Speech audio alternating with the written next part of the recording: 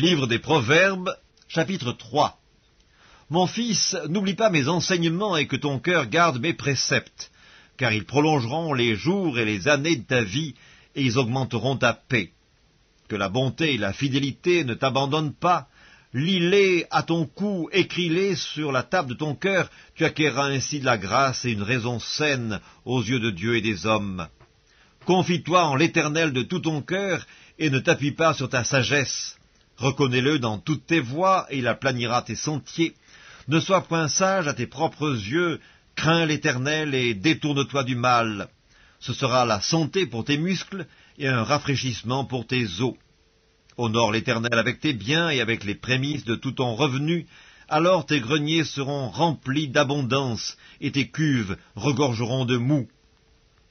Mon fils, ne méprise pas la correction de l'Éternel, et ne t'effraie point de ses châtiments, car l'Éternel châtie celui qu'il aime, comme un père châtie l'enfant qu'il chérit.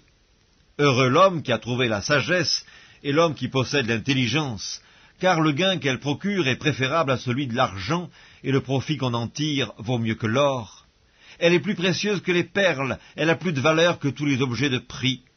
Dans sa droite est une longue vie, dans sa gauche la richesse et la gloire. Ses voies sont des voies agréables, et tous ses sentiers sont paisibles. Elle est un arbre de vie pour ceux qui la saisissent, et ceux qui la possèdent sont heureux. C'est par la sagesse que l'Éternel a fondé la terre, c'est par l'intelligence qu'il a affermi les cieux, c'est par sa science que les abîmes se sont ouverts et que les nuages distillent la rosée. Mon fils, que ces enseignements ne s'éloignent pas de tes yeux, garde la sagesse et la réflexion, elles seront la vie de ton âme et l'ornement de ton cou. Alors tu marcheras avec assurance dans ton chemin, et ton pied ne heurtera pas. Si tu te couches, tu seras sans crainte, et quand tu seras couché, ton sommeil sera doux. Ne redoute ni une terreur soudaine, ni une attaque de la part des méchants, car l'Éternel sera ton assurance, et il préservera ton pied de toute embûche. Ne refuse pas un bienfait à celui qui y a droit, quand tu as le pouvoir de l'accorder. Ne dis pas à ton prochain, « Va et reviens, demain je donnerai », quand tu as de quoi donner. Ne médite pas le mal contre ton prochain lorsqu'il demeure tranquillement près de toi. Ne conteste pas sans motif avec quelqu'un lorsqu'il ne t'a point fait de mal.